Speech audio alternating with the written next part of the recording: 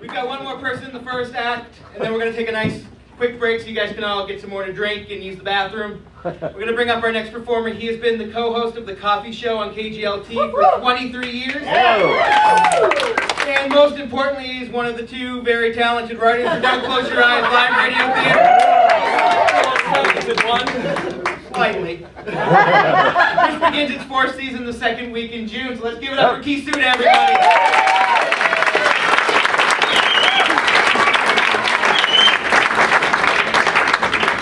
Second weekend in June.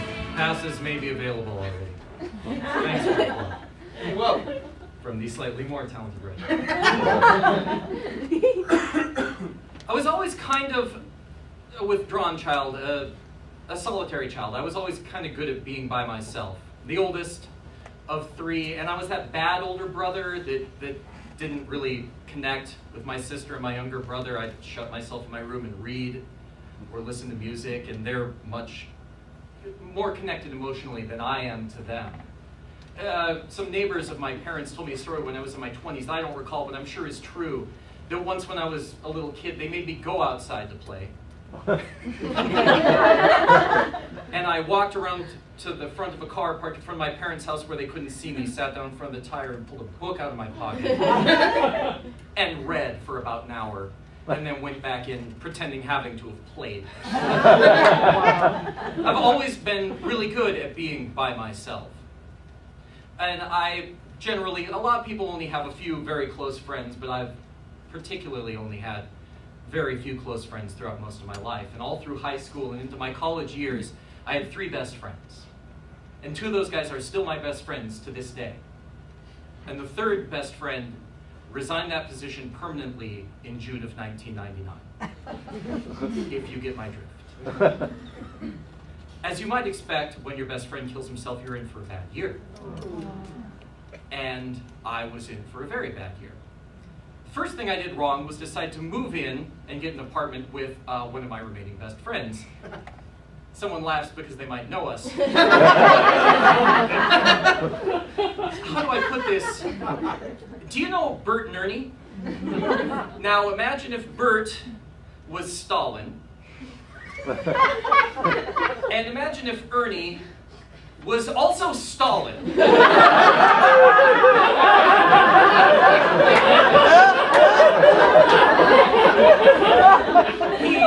He'd fall asleep at night with his stereo turned up in his room full blast, blaring terrible late 90s Eurotrash techno, Aqua's Barbie Girl, of all things. Yes, that.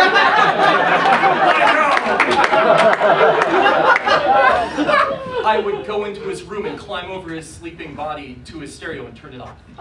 The next night, or several nights later, he'd fall asleep with the stereo on full blast again, and his bedroom door would be locked. So I'd throw the breaker to his room. That's always nice. And we weren't doing it on purpose. You know, we weren't baiting each other. We weren't even sure of how we were affecting each other. We just so crawled up our own asses of our depression over this loss of our friend that we didn't understand how we were affecting anyone around us.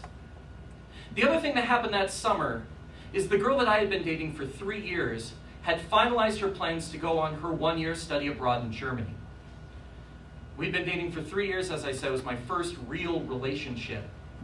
And she was the girl I had lost my virginity with. And she came to me that summer before she went away, before I moved in. She said, "I'll stay if you want me to."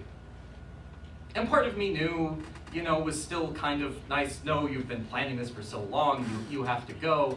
But also part of me knew that on some level she would resent me if I asked her to stay.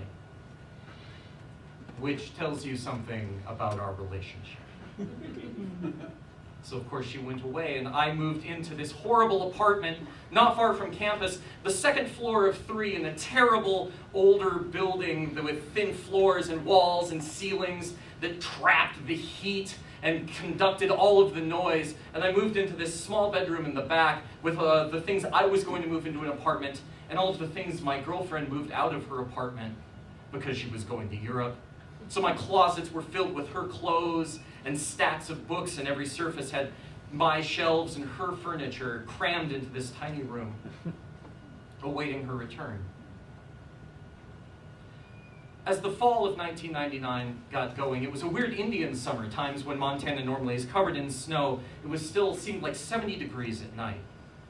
I'd enrolled in college and was promptly failing all of my classes through the time-honored technique of not going. The only reason I went to college was to use the computers in the computer lab to send her emails or chat, because it was 1999 and not everybody had internet in their homes. You kids may recall. America Online was still a viable way of getting email back then. I really only left the apartment to get groceries and to go to my job at a video store, because I was saving every dime I made so I could go visit her in Germany the next summer.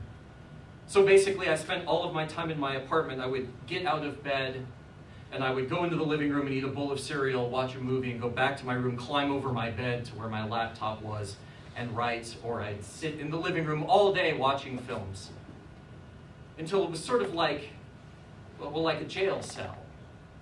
And I was always good at being alone. I was always the guy who kind of watched prison shows and movies and went, you know, solitary confinement, I could do that. I mean, I like being by myself. I don't have to be around other prisoners. I really think I can handle that.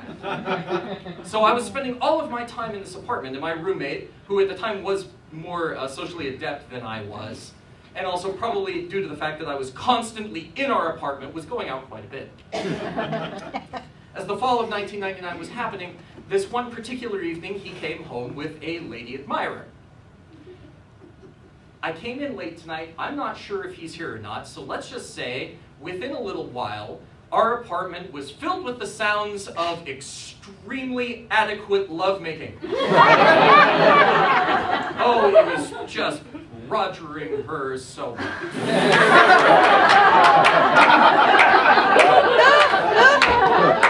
As I said, the walls were thin and it was echoing down the hallway, so even though it was broilingly hot this evening, I went and I did what any polite roommate would do, and I slammed the door to my bedroom closed like a passive-aggressive dick. And promptly my room became a horrible sauna of the heat trapped inside and the one tiny window doing nothing to alleviate it. I laid on my bed. The head of my bed was just underneath the window. And after about 15 minutes, I heard the neighbor who lived above me come home.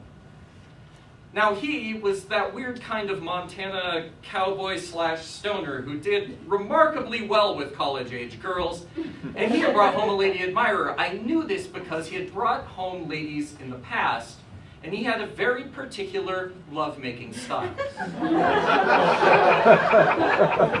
His style was to pick up the bed, mattress, box spring, frame that it was on, and slam it back down repeatedly with every stroke.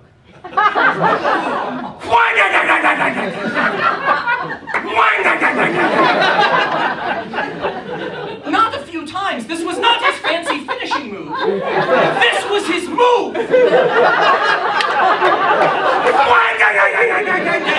Over and over, and inhumanly long amounts of time. I worked in a video store with an adult room. I've been on the internet. Nowhere have I seen this move. And nowhere have I seen one who could execute it for that duration. With each whang, dang, dang, dang, dang, I felt like less and less of a man. And the girl loved it. She was screaming like an excellent porn actress auditioning to play a terrible porn actress in the biography of her life.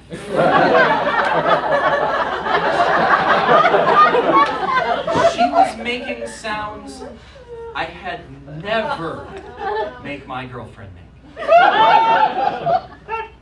I was so overcome, I rolled off of my bed onto the floor of the terrible ancient carpet of this horrible rental, and I pulled the pillow down over my head, and even though I was nearly suffocating, just to try to drown out the noise. And I heard through the floor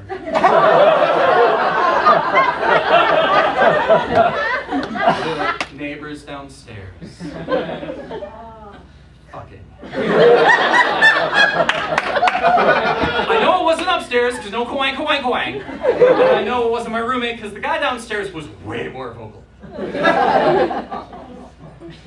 And I pulled the pillow down over my face, and I screamed, and I screamed, because I just wanted the world to freeze.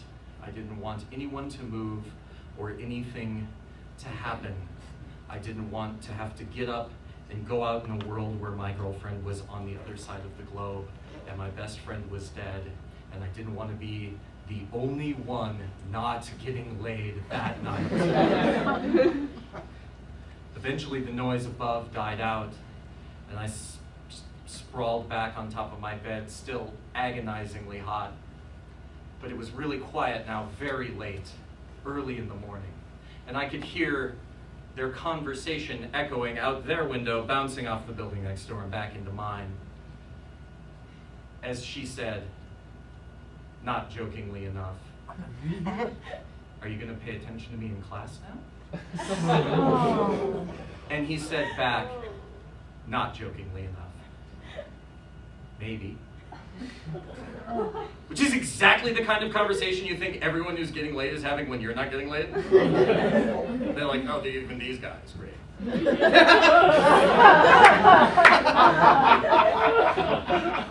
And of course, what would happen about 15 minutes later of listening to their inane babble? But they decide to go at it again.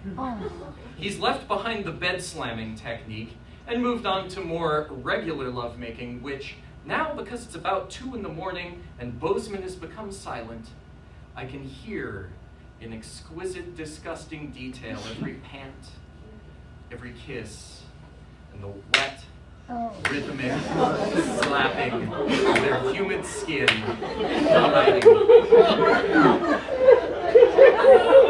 While this is going on, 2 guys who live in my apartment building come home from the bars. It's, after 2 and the bars are closed. And they're talking too loud the way people do when they've had too much to drink and they've gotten out of the noisy bar. Blah, blah, blah, blah, blah, blah, blah, as they walk along the sidewalk and stop. And I peek out my window. And I see them both staring up at the window above mine. And all is quiet for a moment. And they begin cheering, screaming, and pumping their fists in the air and cheering this guy on. The more astute of you, probably females, would ask me at this point, why didn't you call your girlfriend? And I would say to that, A, it was 1999, you had to have a landline and get a calling card at a gas station and make an international phone call. And also, we had agreed, my girlfriend and I, that we would speak one special night a week. And it was very much implicit that that would be the only night we would talk. Which tells you about everything else you need to know about our relationship. 3 months after this terrible night, she would come home to visit at Christmas time and we would get engaged. 3 months after that, she would call me from Germany and say that she couldn't marry me. Apart from a few emails and talking on the phone a couple more times, I have never seen her again. A bad year stretched into 3. And I don't want you to think that this is all still really bad. This was a while ago, and things are better now. And the last 5 years have been the very best years of my entire life. But when I was thinking back on the worst night I ever spent, it's still that night. Because even though I am very, very good at being alone, that night was the night that I realized I didn't want it. Thank you.